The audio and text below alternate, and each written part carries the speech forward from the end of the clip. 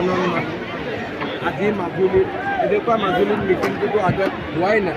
দলঙৰ আধাৰশিলা স্থাপনৰ দিনাখনো এনেকুৱা মানুহ যোৱা ৰাতি তেজপুৰত অগণন মানুহ প্ৰত্যেকটো বিধানসভা সমষ্টিতে মই ফাৰ্ষ্ট পেজত এনেকুৱা এটা বিধানসভা সমষ্টি নাই য'ত মই ফাৰ্ষ্ট পেজৰ 5টা সমষ্টিত যোৱা 50খনতকৈ মই বেছি মিটিং কৰিলোঁ আৰু বিজেপিক খুব ধুনীয়াকৈ জিকি আছে। একো একো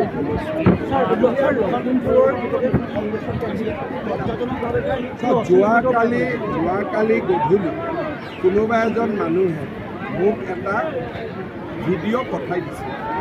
মই এনেই ভিডিঅ'টো খুলিব গৈ দেখিলোঁ যে অদ্ভুত ভিডিঅ' খুলিব মন নালাগিলে মই খোলা নাই। যিহেতু মই ভিডিঅ'টো খোলা নাই ভিডিঅ'টোৰ ওপৰত মই কমেণ্ট দিয়া উচিত নহয় আৰু মই মানুহকো কওঁ যে এইটো ভিডিঅ' নুখুলিব।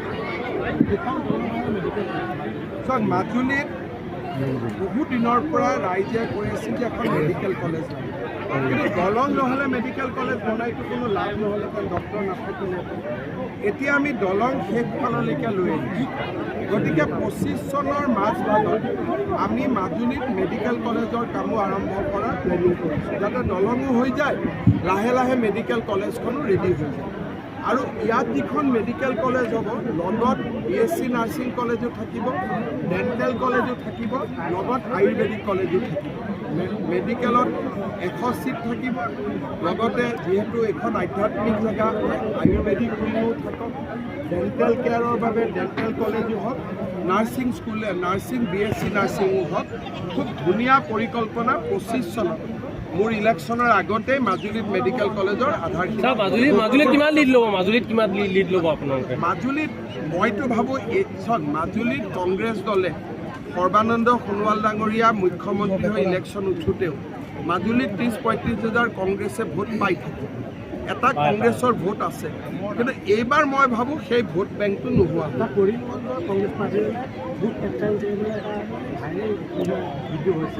কৰিমগঞ্জৰ কংগ্ৰেছ প্ৰাৰ্থীজন ইতিমধ্যে বিতৰ্কিত।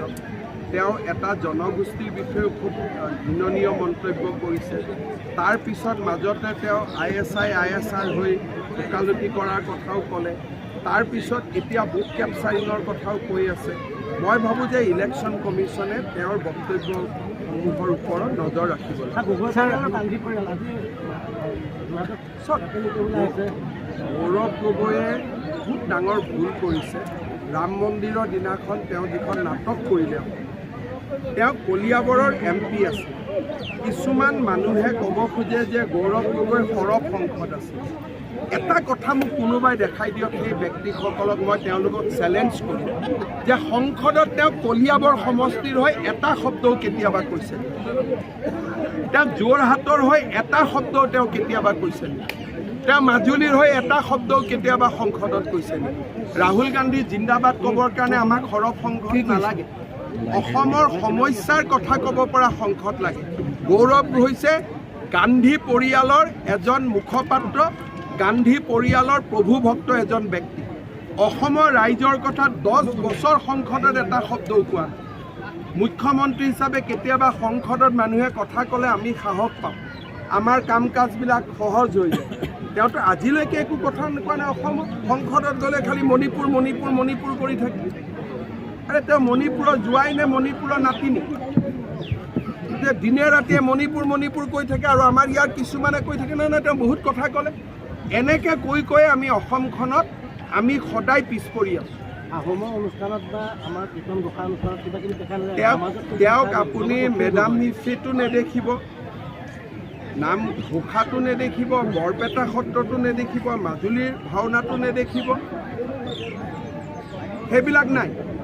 ইলেকশ্যন আহিলে জৰুৰ অহা যোৱা, কিন্তু তেওঁ যি ধৰণে নামাজ পঢ়িছে উঠা বহা দেখিলেতো ভয়ে লাগি যায় যে ইমান ক'ৰ পৰা শিকিব। অখিল গগৈৰ কথা কৈ লাভ নাই। ছাৰ মানে অখিল গগৈ ইয়াত নিৰ্বাচন প্ৰচাৰ চলাবলৈ আহিছিল, তেতিয়া আপোনাৰ নাচটো হেনো বিজতেৰীয়া নাচ। অখিল গগৈয়ে এটা প্ৰশ্ন সোধক যে অসমৰ বিহুক বিশ্ব দৰবাৰত কোনে প্ৰতিষ্ঠা? 12,000 বিহুৱতীক কোনে লৈ গ'ল? প্ৰধানমন্ত্ৰীক বিহু চাবলৈ কোনে আনিলে? সেই ব্যক্তিজনক বিহুৰ কথা শিকায়। কোনে শিকাব? অসমৰ বিহুৱা বিহুৱতী মোক লগ পালে কয় দাদা দিল্লীত কেতিয়া লৈ যাব বিহু নাচিব। গতিকে অখিল গগৈৰ পৰা বিহুৰ জ্ঞান মই ল'ব নালাগে। আৰু অখিল গগৈ আপোনালোকে জানেই যে লটং পটং কথা কৈ থাকে, তেওঁনো কাৰ ছাপৰ্টত আছে তেওঁ নিজেও নাজানে। একোতো নাই, ক'ৰবাত 2-3 হাজাৰ মানুহ ওলাইছে, মই একো নাই। প্ৰিয়ংকা গান্ধীক চাব কোন আহিব? তাতকৈ মানুহ কাজিৰঙাত যাব, বাঘ গড় চাব। বেছি সময়টো বেছি উপযোগী হ'ব। গান্ধী ফেমিলিক চাই লাভ আছে নেকি? আমুল বেবী হয় এইবিলাক, হয় নহয়? দেখিলে লাগে যেন আমুল কেম্পেইনটোতহে এওঁলোক চাব। গতিকে আমুল বেবী এইবিলাক, আমুল বেবীক চাব যোৱাতকৈ কাজিৰঙাত গড় চাওকগৈ, বেছি লাভ হ'ব। ধন্যবাদ।